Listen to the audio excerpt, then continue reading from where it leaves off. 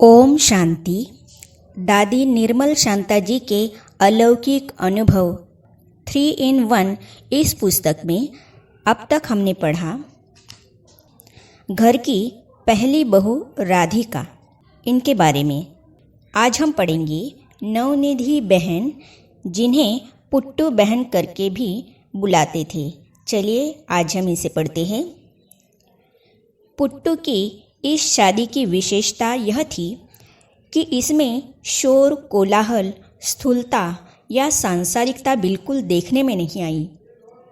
वह विवाह ऐसा लगता था जैसे कि कलयुग में किसी देवी और देवता का विवाह हो रहा हो। यह खबर कलकत्ता, मुंबई व हैदराबाद, सिंध में फैल गई और चर्चा का विषय बन गई। क्योंकि मेरी शादी तो बाबा ने सिंध के बहुत बड़े धनी प्रसिद्ध मुखी परिवार में की थी। पुट्टू मेरे से सिर्फ 2 साल छोटी है। उस समय यज्ञ की स्थापना तो हुई नहीं थी। शिव बाबा का भी परिचय नहीं था, लेकिन बाबा के दिल में भक्ति भाव, प्रभु निष्ठा, दानवीरता, एकांत प्रियता अपनी उन्नत चोटी पर थी। और इस शादी के बाद बाबा धीरे धीरे उपराम होने लगा था। मेरी शादी और पुट्टू की शादी में रात दिन का फर्क था। पुट्टू की शादी के बाद तो बाबा ने किसी भी भाई बहन यानी नारायण भाई व सूर्या बहन की शादी नहीं कराई, क्योंकि शिव बाबा की प्रवेशता के बाद शादी तो बर्बादी है, यही बाबा का महामंत्र रहा। घर परिवार व समाज में बाबा के चिंतन की धारा को लोग गलत नहीं कह सकते थे, क्योंकि उनका जीवन सत्यता और श्रेष्ठ चरित्र से ओतप्रोत था। एक तरफ बड़े बड़े राजा महाराजाओं से व्यापार, उनके पास आना जाना, उनसे मिलना, तथा दूसरी तरफ भक्ति भावना, पूजा पाठ, दान पुण्य आदि ये दोनों ही बातें समाज में उनकी प्रतिष्ठा का सुदृढ़ आधार थी। नारायण भाई और सूर्या बहन। मेरे छोटे भाई नारायण को आज भी सभी उसी नाम से जानते हैं। शिव बाबा की प्रवेशता के बाद सारा परिवार हैदराबाद, सिंध से कराची ट्रांसफ़र अर्थात स्थानांतरित हो गया। 14 वर्ष तक वहाँ यज्ञ में सेवा करते, ज्ञान योग की धारणा करते चलते रहे। सूर्या बहन सबसे छोटी भी सेवा में सहयोगी थी।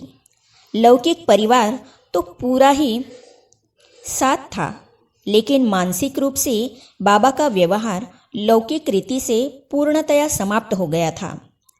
अचानक बात करते करते बाबा पूछते थे, बच्ची किसके सामने खड़ी हो, किससे बात कर रही हो?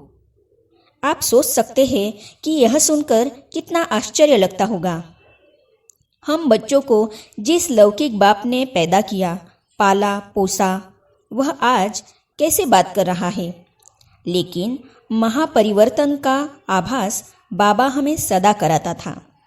अतः मैं आपको नारायण भाई और सूर्या बहन की जीवन कहानी का साक्षात्कार कराती हूँ। सन 1951 में ब्रिज कोठी में जब हम आए थे, उस समय बेगरी पाठ शुरू हो चुका था। यानी 14 साल तक तो बाबा ने सबकी बादाम पिस्ता खिलाकर पालना की थी, लेकिन आबू में तो सूखी रोटी, छाछ, डोडा आदि खाकर या बिना खाए भी गुजारा करना पड़ता था। ऐसे हालात देखकर नारायण भाई बाबा से छुट्टी लेकर पैसे कमाने के लिए मुंबई चले गए। उसके साथ छोटी बहन सूर्या भी गई। मुंबई को तो आप जानते हैं, मायावी नगरी है। बाबा ने उसे एक पैसा भी नहीं दिया, ना लौकिक रीति से कि मेरा बेटा है, ना ही अलौकिक रीति से कि यज्ञ का बच्चा है। वे सेवा के निमित्त तो गए नहीं थे, अतः बाबा ने पैसा देने से साफ इनकार कर दिया था। फिर नारायण भाई ने सन 1954 में मुंबई में ही ज्योति नाम की लड़की से शादी की। सूर्या ने सन 1962 में परिचित परिवार के एक ओम प्रकाश नाम के व्यक्ति से शादी की। यह दोनों वर्तमान समय मुंबई में ही रहते हैं। नारायण भाई के घर पारिजात बिल्डिंग मेरिन ड्राइव में बाबा एक बार मुरली सुनाने गए थे, लेकिन लौकिक नाते का नाम निशान नहीं था। ऐसा था बाबा के जीवन का महान परिवर्तन। कितना विचित्र है मेरा बाबा और त्यागी तपस्वी परिवार। यशोदा मैया, यशोदा मैया जिसे सभी पाला माँ कहते थे, वह तो पूरी ही पतिव्रता नारी थी। एक लाइन में ही उनका परिचय हो जाएगा। बाबा जब स्नान करके बाथरूम से बाहर आता था तो मैया उनके चरणों को धोकर चंदन का टीका करके चरण धुलाई किया हुआ पानी चरणामृत समझकर पीती थी। यानी पति देवो भव का गायन पूजन मेरी मैया संपूर्ण रूप से करती थी। बाबा के खाने के बाद ही खाना खाती थी। बाबा का हुक्म माना हाँ जी। बाबा व मैया दोनों ही एक मत एक रस स्थिति में थी। मैंने डांटना, आवाज़ से बोलना, गुस्सा करना आदि दोनों से कभी भी अनुभव नहीं किया। और ही हम बच्चों द्वारा गलती होने पर चॉकलेट, बिस्कुट, मिठाई खिलाकर खुश कर देते थे। फिर कहते थे, बच्ची आगे से ऐसे नहीं करना। मतलब पहले प्यार फिर शिक्षा। ऐसी थी यशोदा मैया।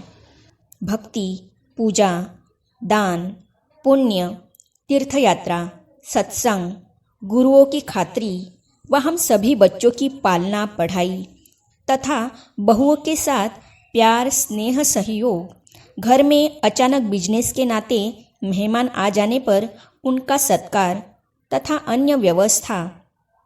राज परिवार में भी बाबा के साथ साथ हम बच्चों को ले जाते समय बड़े ठाठ के कपड़े पहनाना, श्रृंगार करना व गिफ्ट अर्थात सौगात आदि निश्चित करना, घर की यह सारी आंतरिक व्यवस्था मैया ही देखती थी। परंतु सब बाबा की राय से। बाबा की कहानी तो आप सबको मालूम ही है, उसे बताने की दरकार ही नहीं है। बाबा तो बाबा ही था। बचपन में तो इतना महत्व मालूम नहीं पड़ता था। जैसे घर में लौकिक माता पिता सभी के होते हैं, सभी माँ बाप अपने बच्चों को प्यार करते हैं, वैसे ही समझती थी।